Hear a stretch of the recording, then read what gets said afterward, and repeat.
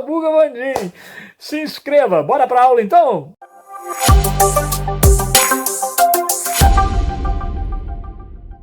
Muito bem. Chegou a hora! Muito bem! É aqui que a gente termina aquela linha do tempo que a gente vinha fazendo há 32 encontros, que era tentar mostrar o processo de consolidação do capitalismo. Não que esse processo tenha terminado, ele ainda está em curso. Mas a gente vai, sabe aqueles exames de vista que o oftalmo vai ajustando as lentes? A gente vai ajustando as lentes. Quando a gente for tratar de outros conteúdos pós Segunda Guerra Mundial, a gente já vai tratar em outra ótica, que não só a ótica do capitalismo, entendeu? Então, didaticamente, a gente vai fazendo esses recortes, mas é claro, isso é para ficar mais pertinente e adequado ao Enem, ao PISME, etc. Mas a história é uma só, beleza? As lentes é que vão mudando. E hoje a gente está aí, olha, terminando a quarta parte da Segunda Guerra Mundial. É o 32º encontro que a gente faz. Maravilha, né? Você já deve estar doido para me matar, para mudar de assunto, né? Para suicidar comendo um miojo com açúcar cristal. E aí, meu amigo, vamos lá. Não desista. Firme e forte, porque a gente vai mudar a lente daqui a pouquinho e aí você vai voltar a curtir novamente. Para você que está meio enjoado aí de ficar capitalismo, capitalismo, capitalismo, mais dinheiro no meu bolso nunca tem, não é? Você tá igual eu então. Não morra, minha filha. Vamos lá, firme e forte, hein? Bom, como é que a gente vai tratar desse tema hoje? Primeiro, recordando com você que, bom, Mussolini tinha sido morto, Hitler tinha suicidado e o Japão persistia na guerra. Sim, os guerreiros lá do Japão, os soldados, eles faziam juramento de fidelidade ao imperador que parecia indissolúvel. Kamikazes, aviões lotados de bombas, mergulhavam e acabavam com a vida do piloto, inclusive. Pois é, o Japão várias vezes foi sinalizado de que, olha, não tem mais jeito, desiste. O Japão não desistiu. Acontece que, você se lembra, que havia em curso aí, por parte dos Estados Unidos, um projeto secreto chamado Projeto Manhattan.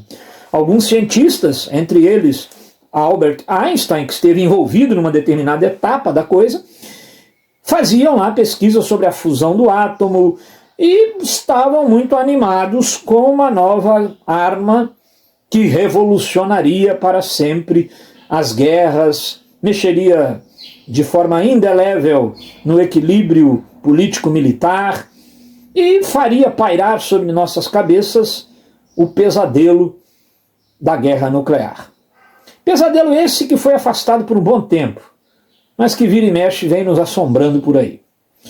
Muito bem, era agosto de 1945, quando o avião Enola Gay decolou, levando a bordo uma arma que nunca tinha sido utilizada ainda pelo homem.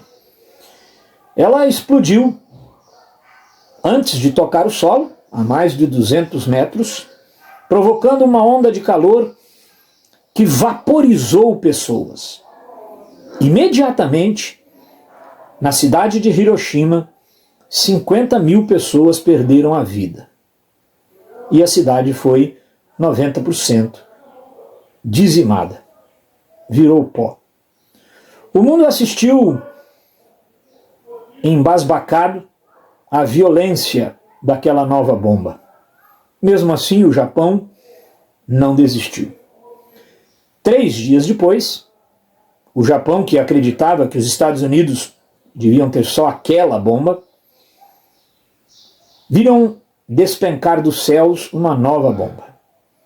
Agora já era sobre a cidade de Nagasaki, que de certa forma foi protegida pelas montanhas em redor, mas mesmo assim 40 mil pessoas foram mortas. O Japão então assinou a rendição e terminava a Segunda Guerra Mundial, dando início a uma nova era. Muito bem.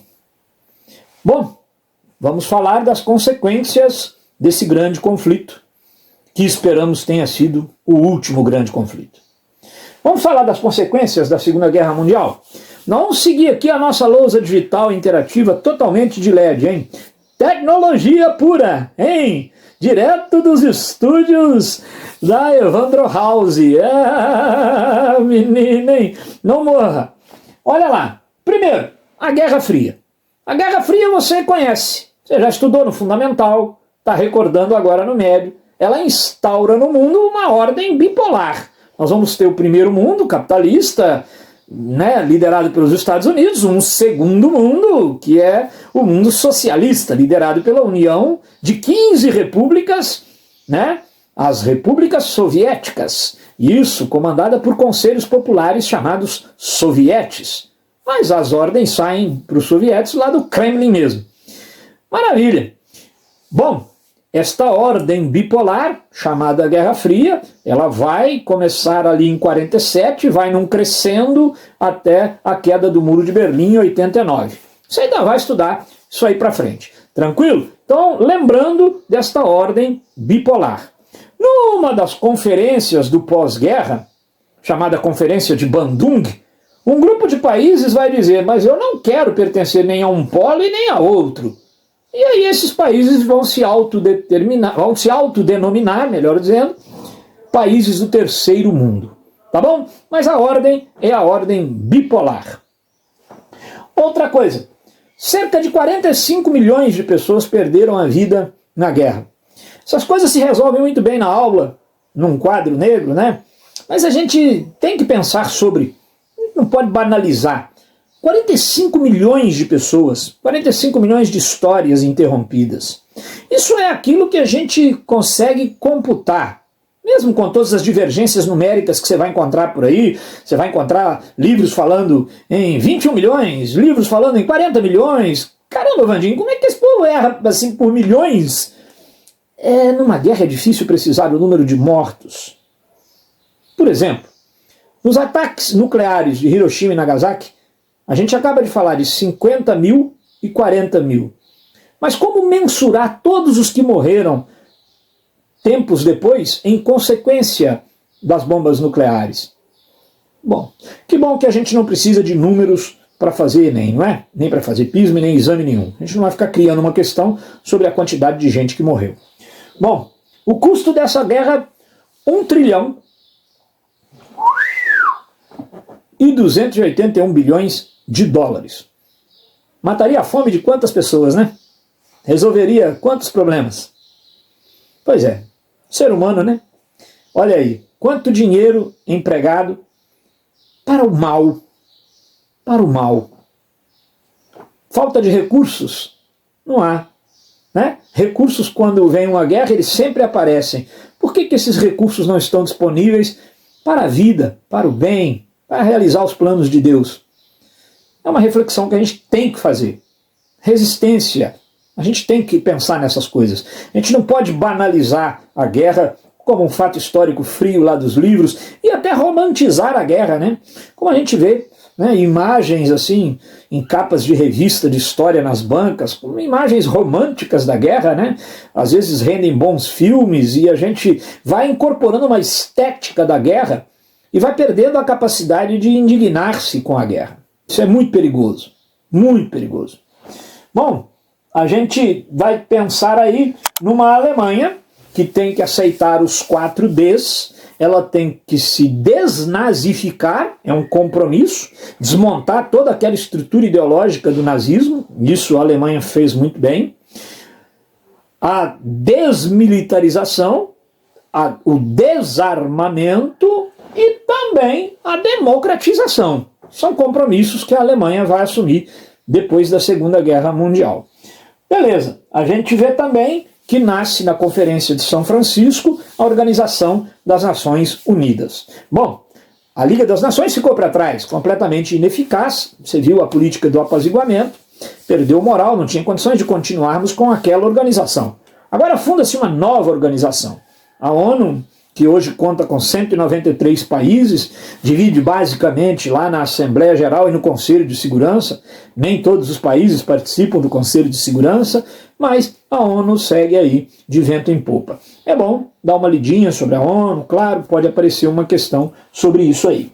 A descolonização da África e da Ásia, maravilha, muito baseado na Carta do Atlântico e também aproveitando a conjuntura, né? Como a Europa tendo que se reconstruir, aquele que era colônia da Europa aproveita a conjuntura para se descolonizar. E aí tem independência da Índia e tantas outras matérias que você ainda vai ter oportunidade de ver aqui com o Randim. Tá legal?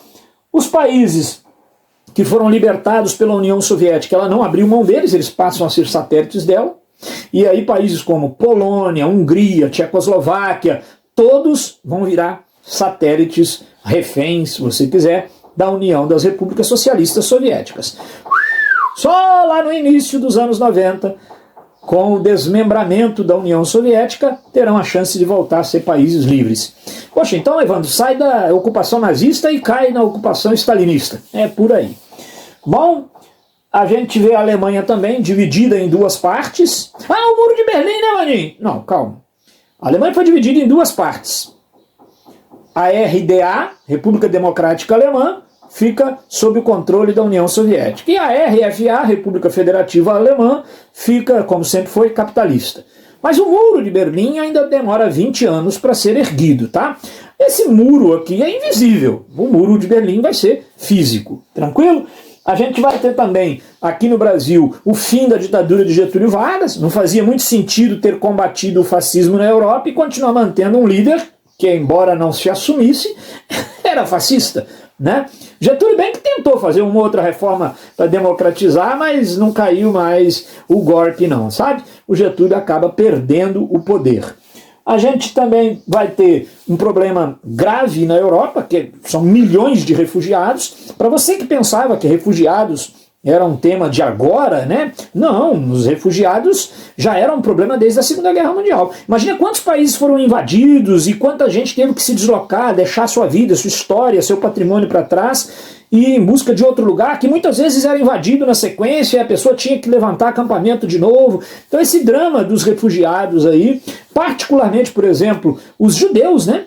Começa a opinião pública mundial mobilizar-se para pensar na criação, e que vai resultar na criação do Estado de Israel, porque o drama dos judeus, um povo sem pátria, incomoda profundamente depois que as imagens do Holocausto começam a chegar ao grande público. A Alemanha vai ter que pagar pesadas indenizações de guerra, ela tem que pagar aí 20 bilhões, sendo que 10 bilhões de dólares foram para os cofres da União Soviética.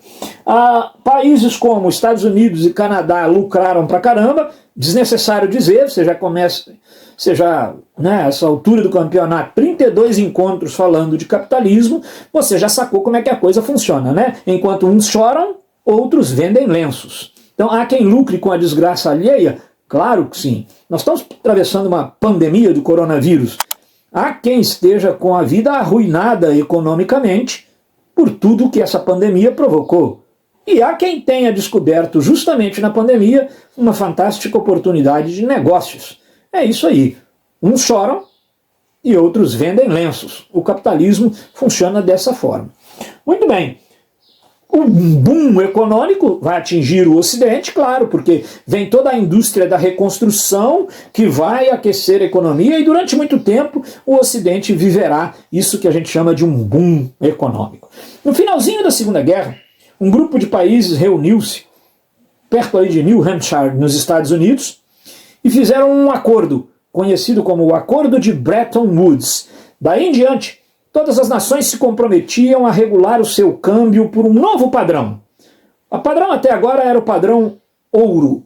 A partir de agora, os países vão medir sua economia por aquilo que tiverem de reserva de ouro, dólar. Isso nos mostra o moral dos Estados Unidos, né? A hegemonia e o poder dos Estados Unidos na conjuntura pós-Segunda Guerra Mundial. Beleza, isso não funciona mais, durou só até 1971, você ainda vai estudar isso comigo, mas é bom lembrar dessa expressão Acordos de Bretton Woods. Vandim, são só essas as consequências? Não, eu isolei algumas que têm maior incidência em prova.